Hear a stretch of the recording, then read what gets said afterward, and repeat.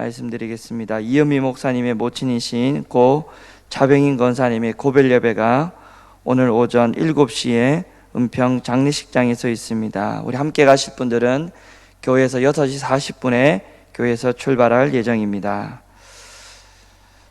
네, 오늘은 말라기 2장입니다. 구약의 마지막 책인 이 말라기는 유다 백성들이 예루살렘으로 돌아온 지 약 한 100년이 지난 시점입니다. 예루살렘 성벽과 이제 성전은 재건되고, 그렇지만 이 백성들의 뜨거운 신앙이 식어져 버린 시기입니다. 하나님께서 자신들을 왜 기뻐하지 않으시는지 이해가 안 되는 겁니다. 그리고는 믿음을 저버린 이 백성들을 향해 말라기 선지자가 회개를 촉구하고 있습니다. 회개를 촉구하는 하나님의 말씀은 이 백성뿐만이 아니고, 오늘 본문에는 보니까 하나님의 말씀을 전해야 하는 제사장들 역시 엄청나게 타락하였습니다. 우리 2절에 보면 하나님께서 이미 저주를 내렸음에도 제사장들이 하나님의 저주를 마음에 두지 않았다. 마지막 부분에 보면 그렇게 나옵니다. 마음에 두지 않았다.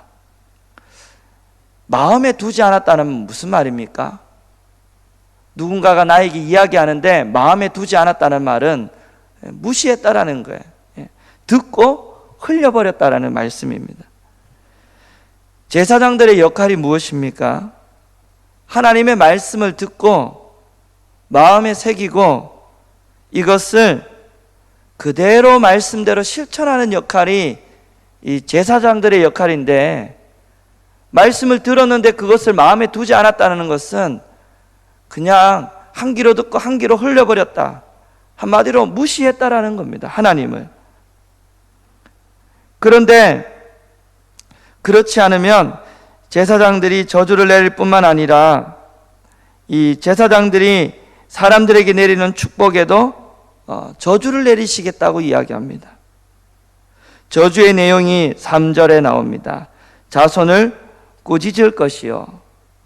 이 자손을 끊어버린다는 의미도 되고, 또 원어를 문자적으로는 팔을 자른다라는 말의 의미도 있고, 의역을 하면 사회적 건세와 능력이 상실된다, 아무튼 비극적인 결과를 초래한다라는 뜻입니다. 그리고 또 제사장들이 절기의 희생의 똥을 뒤집어 쓸 것이라고 했습니다. 절기의 희생의 똥이 뭡니까? 이스라엘의 3대 절기는 유월절, 칠칠절, 초막절인데, 하나님께 제사를 드리기 위하여 바치러 나오는 이 짐승의 제물로부터 나오는 부정한 이 배설물입니다. 구약의 이 제사법에 의하면 짐승의 이 배설물은 부정하기 때문에 짐 밖에서 태워버려야 됩니다.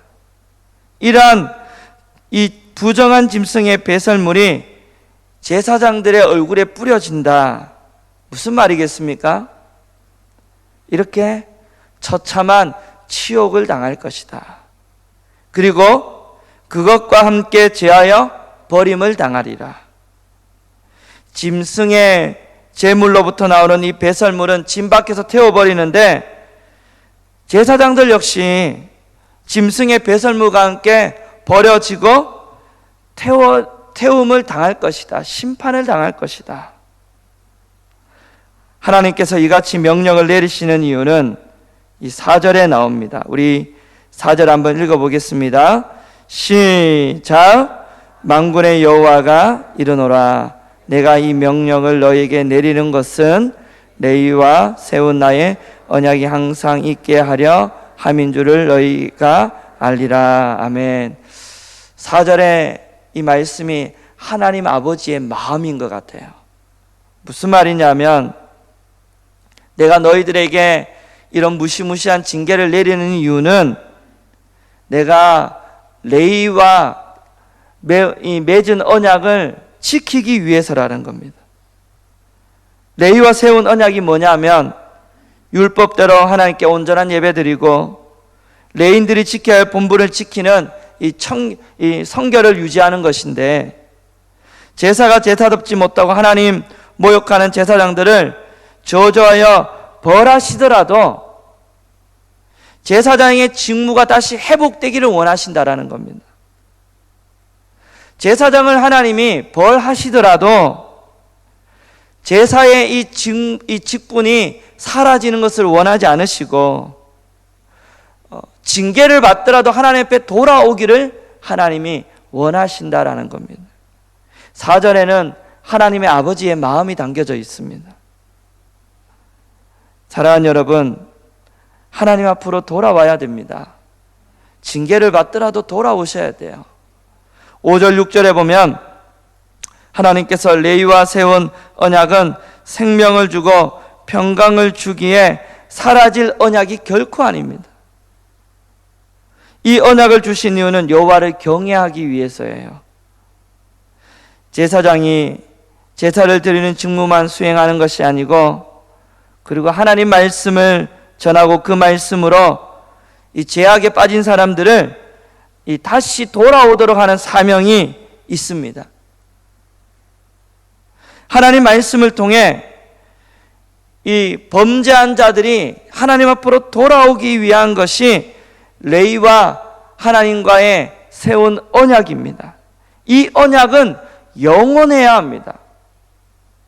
여러분, 우리 제사 오늘날 우리 목사님들이 죄를 짓는다고 하나님 버리면 우리 어떻게 되겠습니까? 목사님들이 다 없으면 누가 죄에서 말씀을 선포하고 돌아오라고 할 수 있겠습니까?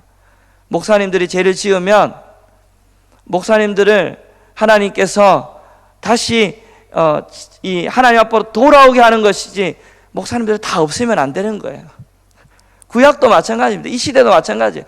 제사장이 죄 지었다고 제사장 다 없애면 그 어느 누가 말씀을 전하고 백성들을 죄에서 돌아오게 하겠느냐라는 겁니다. 하나님의 본심은 돌아오는 데 있지 진짜 없애는 데 있지 않다, 그 말을 하고 싶은 겁니다. 7절입니다. 7절 읽어보겠습니다. 시작.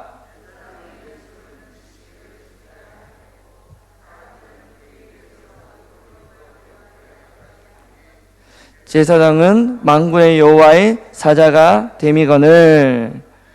여기 보십시오. 백성이 여호와를 아는 지식이 없어 망할 수 있는데, 제사장 입에서 하나님의 율법 말씀을 전해 여호와를 아는 지식이 백성들에게 충만해야 된다라는 겁니다. 말씀을 전해야 될 사명을 가진 제사장은 하나님의 이 사자가 되어야 된다. 여호와의 사자. 하지만 그렇지 못했습니다.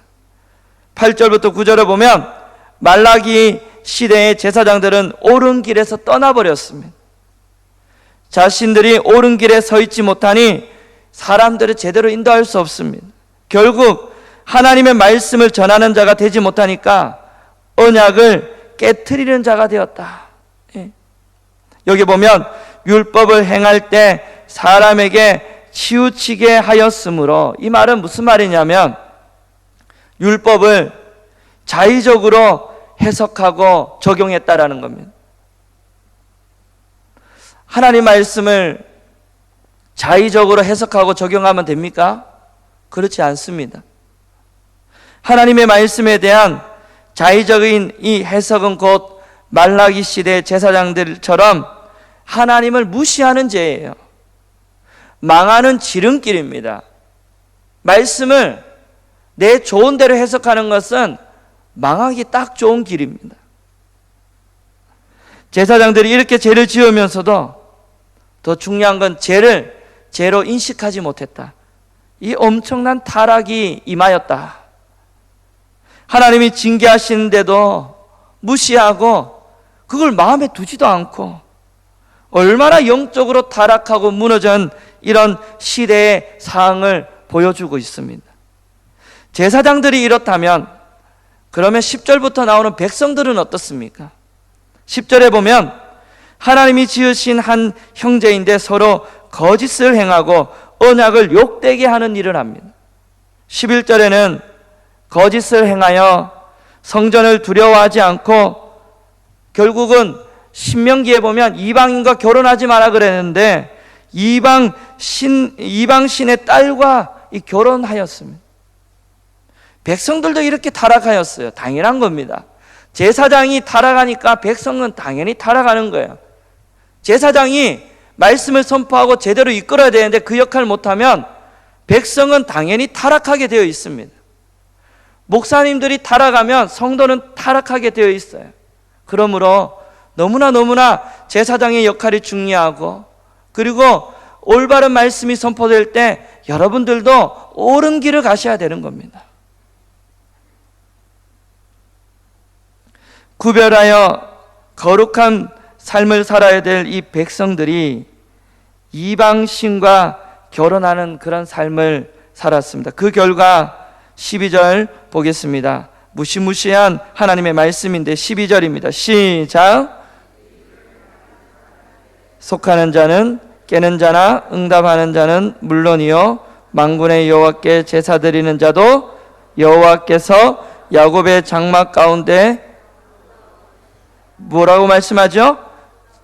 끊어버리겠다, 제거해버리겠다. 예. 아주 무서운 말씀이에요. 13절에 보면 너희가 저지른 죄가 또 있다. 하나님께 바르게 드리지 않는 봉헌물, 이 봉헌물을 하나님이 받지 않는다고 울고 탄식하는 겁니다. 하나님 왜 우리 거 받지 않습니까? 14절 보세요. 왜 제물을 받지 않습니까? 하나님 뭐라고 합니까?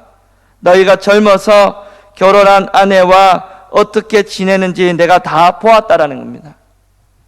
말과 너희가 드리는 제물과 마음이 따로 놀았다라는 거예요. 진짜 신앙이 아니고 믿음이 아니고 그냥 형식으로 드린 거지, 너희들 살아가는 행동 보니까 엉망진창이라는 겁니다.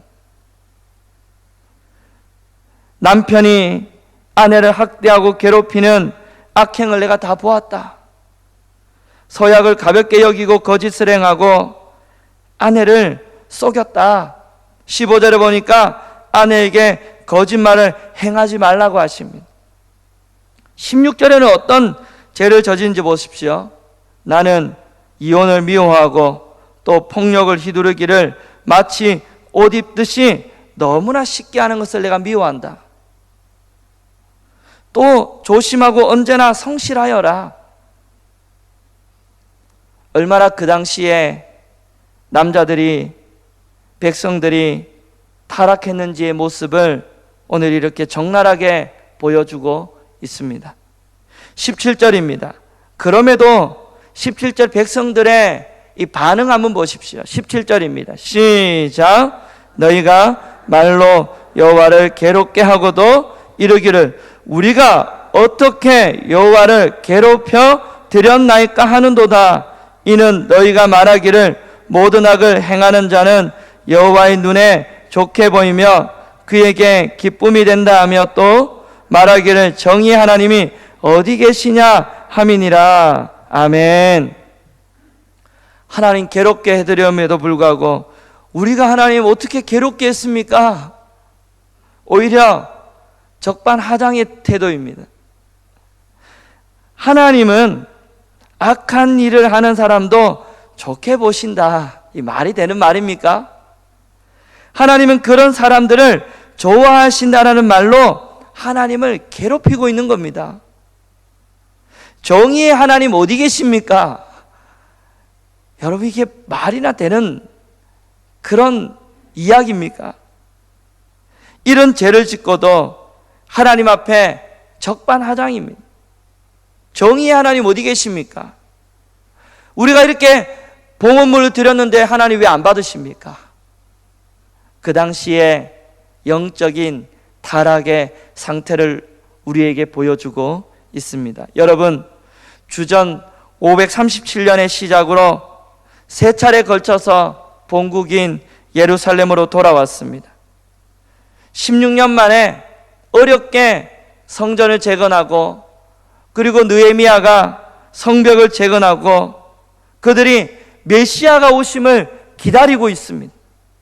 하지만 100년이 지났을 때 메시아가 오지 않자 그들은 다 돌아가 버렸습니다. 포로로 끌려갔던 포로로 끌려가서 징계받았던 거 다 잊어버리고 또다시 100년 만에 전부 다 되돌아가 버렸습니다. 하나님 말씀에 다 떠났고 제사장들은 다 타락했고 백성들은 제멋대로 살았는데도 불구하고 어떻게 하나님 우리의 이 재물을 안 받으십니까? 정의의 하나님 어디 계십니까? 오늘날도 마찬가지입니다. 말라기 시대의 사람들이 메시아 오심을 기다렸듯이 오늘 우리는 누구를 기다리고 있습니까? 다시 오실 예수 그리스도 재림을 기다리고 있습니다. 그런데 예수님 늦게 온다고, 예수님 안 오신다고, 더디 오신다고 세상 쫓아 살아간다면 말라기 시대나 오늘날 우리 시대나 똑같은 상황입니다. 제사장들과 다를 바가 없고 그 당시에 이 백성들과 다를 바가 없습니다. 우리도 하나님의 심판을 피할 수 없고 배설물을 뒤집어 쓸 것이고 수치를 당할 것입니다.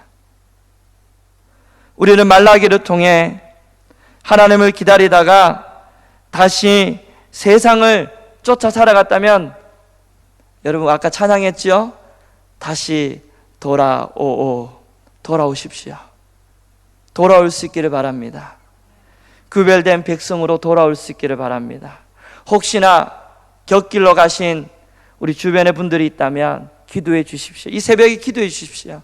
돌아올 수 있기를. 코로나로 말미암아 신앙이 분명히 식은 자도 있을 겁니다. 여러분 다시 돌아올 수 있기를, 주님 앞으로 성전으로 예배의 자리로 돌아오기를 여러분 기도해 줄 수 있기를 바랍니다. 죄를 죄로 인식하지 못하는 그런 영적인 타락은 내 마음에 없도록 함께 기도하는 시간 되기를 축복합니다. 기도하겠습니다. 하나님 아버지, 우리도 재림을 기다리고 있습니다. 주님이 더디 오신다고 하여 세상을 쫓아가고 말씀을 버린다면 하나님의 심판을 우리가 피할 수 없습니다. 주님, 세상을 쫓아가지 않고 구별된 백성으로 살아가게 하여 주시옵소서.